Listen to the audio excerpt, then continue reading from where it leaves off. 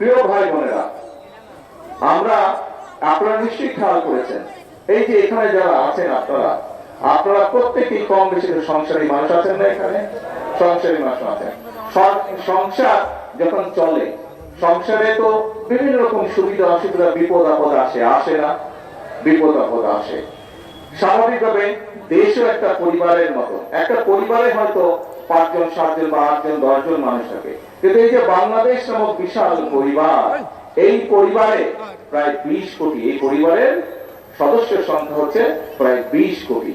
এই 20 কোটি পরিবারের জন্য, এই 20 কোটি মানুষের পরিবারের সদস্যের জন্য ফ্যামিলি কার্ড ব্যবস্থা করা, এই 20 কোটি পরিবারের মানুষের জন্য কৃষক কার্ডের ব্যবস্থা করা, এই 20 কোটি পরিবারের মানুষের জন্য এর মধ্যে যারা ইমাম খতিব আছেন তাদের জন্য বিভিন্ন ব্যবস্থা করা, এই 20 কোটি মানুষের পরিবারে যে সন্তানরা আছে, এই যে বললাম প্রাইমারি স্কুলে, তাদের স্কুল ড্রেস তৈরি করা, সেটির ব্যবস্থা করা, স্কুল ব্যাগ তৈরি করা, এর বাইরেও এই 20 কোটি মানুষের জন্য চিকিৎসার ব্যবস্থা করা, এই 20 কোটি মানুষের জন্য শিক্ষার ব্যবস্থা করা, সন্তানদের শিক্ষার ব্যবস্থা করা, এগুলা কি একদিনে করা সম্ভব? একদিনে করা সম্ভব না। আপনার সংসারে বিভিন্ন রকম সুবিধা অসুবিধা থাকে, মানুষ 20 বছর 25 বছর 50 বছর 60 বছর 70 বছর সংসার করে, কিন্তু টুকটাক সমস্যা তারপরেও তো রয়ে যায়, তাই না?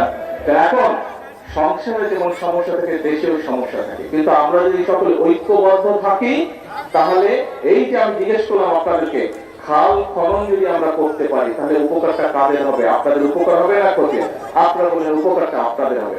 ঠিক একইভাবে ফ্যামিলি কার্ড যদি আমরা মায়েদের হাতে পৌঁছে দিতে পারি, উপকারটা হবে সাধারণ ক্ষেত্রে মানুষই। কৃষক কার্ড যদি আমরা পৌঁছে দিতে পারি কৃষকদের হাতে, সারা দেশে প্রায় 2 কোটি 75 লক্ষ কৃষক আছে বিভিন্ন রকমের, তাদের কাছে যদি পৌঁছে দিতে পারি কৃষকরা, উপকারটা কাদের হবে? কৃষক ভাইদের দিতে হবে। আমরা যদি এলাকার ভিতরে গ্রামে গঞ্জে রাস্তাঘাটগুলো, স্কুল কলেজগুলো, ব্রিজ কালভার্টগুলো ঠিক করতে পারি, তাহলে মানুষের উপকার হবে না অন্য কারো উপকার হবে? মানুষের উপকার হবে। এইভাবে কাজগুলো আমরা করতে চাই।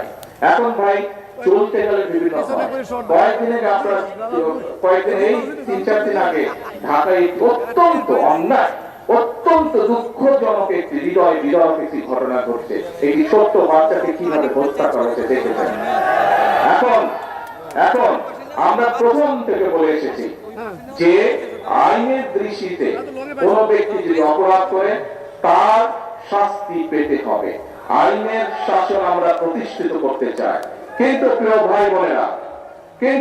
ভাই বোনেরা, আপনি যখন কোনো কাজ করেন, সেটি আপনার নিজের কাজ হোক, কৃষি কাজ হোক, সেটি যে কোনো কাজ হোক না কেন, সংসারের কাজ হোক, একটা নিয়ম কারণ আছে না? যে কোনো কাজ করতে তো কাজের একটা নিয়ম কারণ আছে।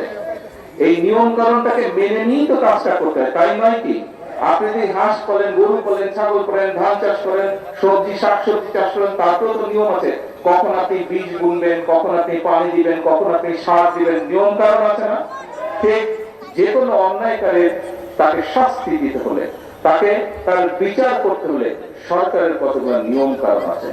এখন আমরা খেয়াল করছি প্রিয় ভাই বোনেরা, গত কয়েকদিন ধরে কিছু সংখ্যক মানুষ, আপনারাও খেয়াল করেছেন, পত্র পত্রিকায় দেখেছেন, আপনারা রেডিও টিভিতে দেখেছেন, আপনারা কিছু সংখ্যক মানুষ একটা পরিস্থিতি তৈরি করার চেষ্টা করছে। রাস্তাঘাট বন্ধ করে দিচ্ছে, যানবাহন চলাচল বন্ধ করে দিচ্ছে, এখানে আগুন ধরাচ্ছে, ওখানে উত্তেজনা সৃষ্টি করছে।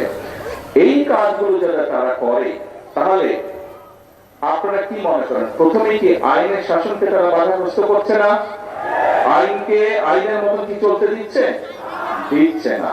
প্রিয় ভাই বোনেরা, আমরা খেয়াল করে দেখেছি যে এই যে অন্তর্বর্তীকালীন সরকার যখন ক্ষমতায় ছিল, এই 12 তারিখের নির্বাচনের আগে অন্তর্বর্তীকালীন সরকার ছিল, সেই সময় আমরা দেখেছি দেশে কয়েকটি দুঃখজনক এরকম অন্যায় ঘটেছে। সেই অন্যায় যখন ঘটেছে, আমি নিজে সেই সকল বাচ্চার মায়েদের সাথে কথা বলেছিলাম। আমাদের দলের আইনজীবী, আমাদের দলের চিকিৎসকরা গিয়ে সেই চিকিৎসা দিয়েছে, আইনজীবীরা গিয়ে সেই আইন সহায়তা করেছিল।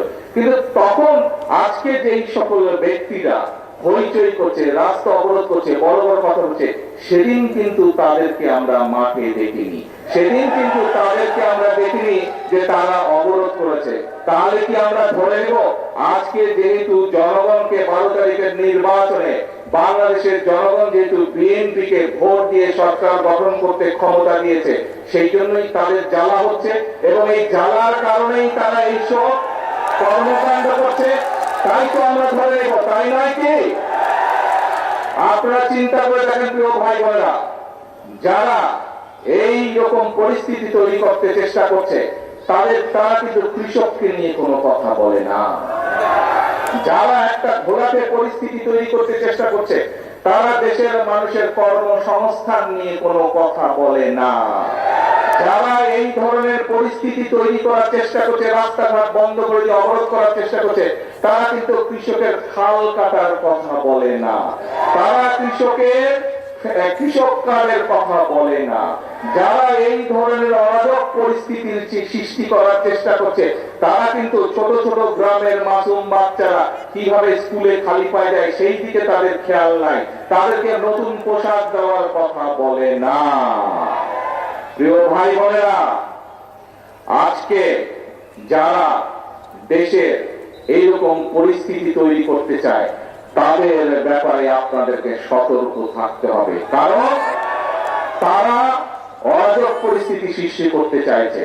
তারা যদি অরাজক পরিস্থিতি সৃষ্টি হয়, এই খাল কাটা বন্ধ হয়ে যাবে সারা বাংলাদেশে। ক্ষতিগ্রস্ত কে হবে? তারা যদি অরাজক পরিস্থিতি সৃষ্টি করে তাহলে ফ্যামিলি কার্ডের যে বিতরণ সেই বিতরণ বন্ধ হয়ে যাবে। ক্ষতিগ্রস্ত কে হবে? তারা যদি অরাজক পরিস্থিতি সৃষ্টি করে তাহলে কৃষক কার্ডের বিতরণ বন্ধ হয়ে যাবে। ক্ষতিগ্রস্ত কে হবে? তারা যদি অরাজক পরিস্থিতি সৃষ্টি করে তাহলে ইমাম সাহেবদের, মুয়াজ্জিন সাহেবদের, খতিব সাহেবদের, অন্যান্য ধর্মের যে ধর্মগুরু আছেন তাদের সম্মানী দেওয়া বন্ধ হয়ে যাবে। ক্ষতিগ্রস্ত কে হবে? প্রিয় ভাই বোনেরা,